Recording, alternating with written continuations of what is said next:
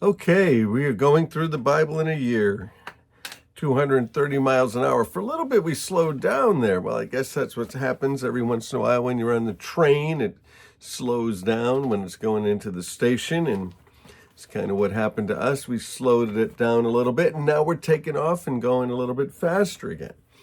The last couple of days, we did one book each day. So we are in the last of the 12 books of history in the Old Testament. We are in a book called Esther. So we give a little bit of history. We keep doing this, but you're going to know, we're all going to know it by the time we get through here. We get through the first 5 books of the Bible, the Torah, the Law of Moses, and we get to history books. And what happens in those history books is the book of Joshua. He leads them into the land.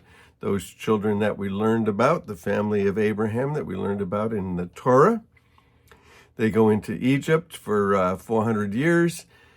They come out, and Joshua brings them out, and they begin to settle into the land. He gets the 12 tribes all situated into the land that's known as Israel. And then we get into the book of Judges, which takes 400 years, and these guys are trying to serve the Lord and not doing very good, and they get into this whole cycle of sin and bondage, and then being overtaken by their enemies and calling out to God, and God raising up a deliverer and freeing them. And then they do the same thing. They do this over and over again for 400 years. But God's their king. They have no earthly king. We get to the books of 1st and 2nd Samuel. They're asking for a king. And in those books, 1st and 2nd Samuel, we find out about the kings, the first couple of kings, God being the first king, Saul being the second king, King David being the third king, and Solomon, when we get into 1st and 2nd Kings, Solomon being the fourth king.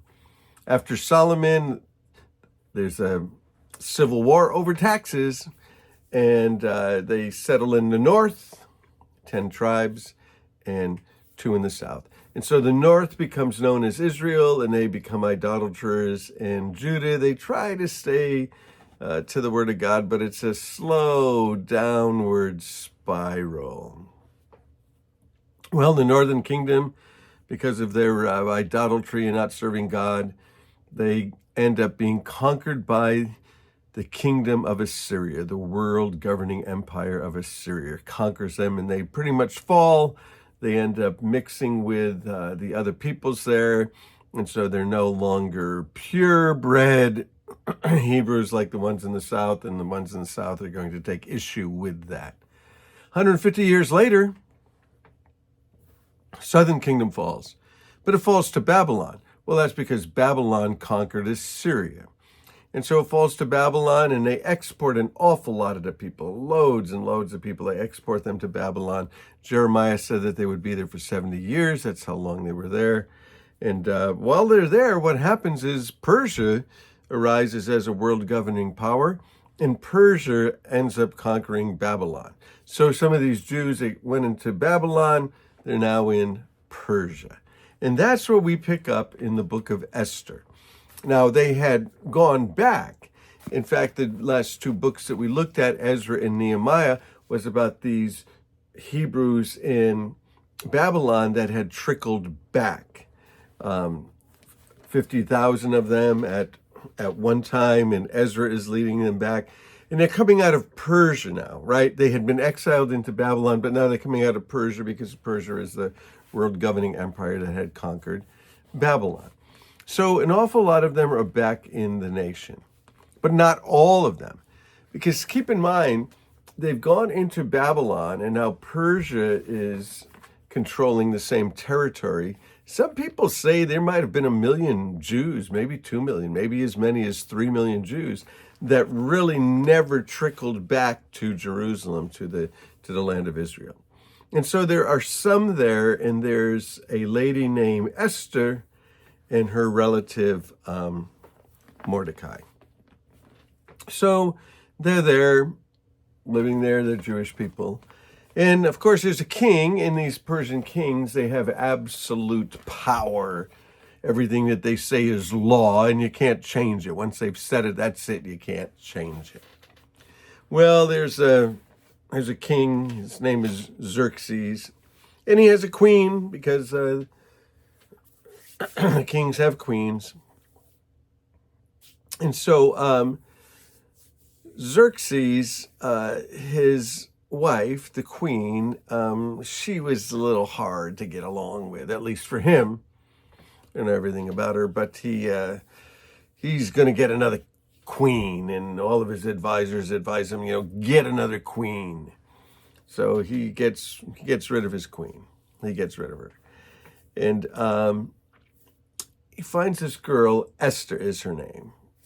Well, really, that's not her name. Her name is Hadassah. Her name is Hadassah, but her Persian name is Esther. So this girl, Esther, maybe they say the word means star. She's adopted. She's adopted. She's an orphan, but she's adopted by her relative, Mordecai. And so after Xerxes chooses this girl, she's Jewish. She's Jewish. And a lot of the Jewish people would hide their identities. They weren't, always particularly liked. They're in Persia. But after Xerxes chooses her to be queen, Mordecai, her relative, he was sitting around the king's gate and communicating with Esther, made it so that he could communicate with her. And so because he hung around there, he heard about a couple of the guards that were going to assassinate the king. They were going to assassinate Xerxes. Well, he tells Esther, he says, go tell the king that these guys are going to assassinate him. And so she does. And as a reward, the king's supposed to give some reward. Well, it goes into the official records that it was Mordecai who spared the king's life. Mordecai that spared the king's life, but there was no reward, just kind of went on. Well, sometime later, here's the next character. So we have a girl named Hadassah, a Jewish girl, ends up being called Esther. She becomes the queen to Xerxes. Her relative who had raised her, Mordecai, he's the one who hears about the plot. Esther goes and tells the king. So Mordecai saves the king's life. Sometime afterwards is this new character. Hmon is his name. And Hmon is, he's power crazy. He's kind of nuts, this guy here. And he becomes second in command to Xerxes. And one of the things that he does when he's second in command is he wants everybody to bow down to him. Well, Hmon wants everybody to bow down to him, but Mordecai, he's got that old Jewish thing in him. We don't bow down to anybody. We bow down to the creator, the maker of heaven and earth. He's not going to bow down. Well, Hmon, he goes nuts over this. He can't stand this. So he gets King Xerxes to make this decree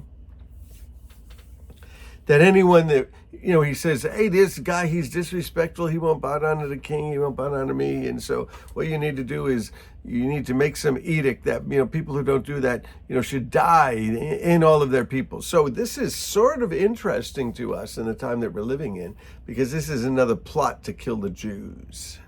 Another plot to kill the Jews.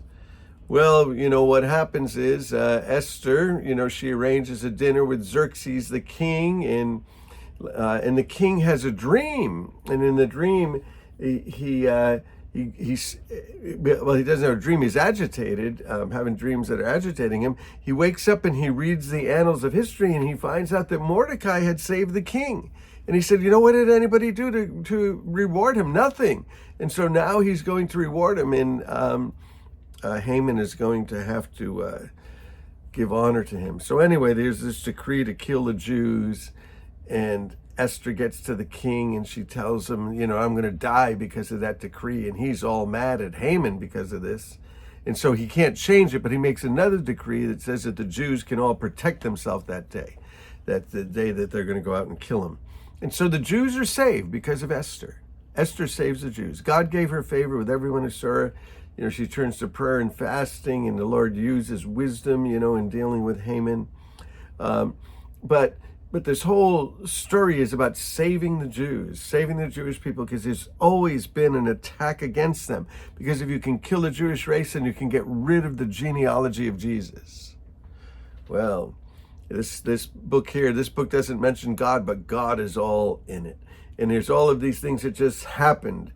Esther happened to be selected as, Vastes, the queen's successor. Mordecai happened to uncover the plan to assassinate the king. The king happened to have insomnia the night before Hmon planned on killing Mordecai and all of the Jews. And all of these coincidences are the realm of God saving his people. And so though God isn't mentioned, he's the central character here. And Hmon, who he was going to hang Mordecai on a gallows, and Hmon ends up getting the gallows himself. So all of this stuff, all of this plot going on, and God is going to save his people. There's still, in this book, you have the heart of anti-Semitism. Too bad we couldn't go deeper. Always this thing to get rid of the Jews, all through history. And even now, we have it again. It's demonic. So we're going to move on. Hey, bless you guys.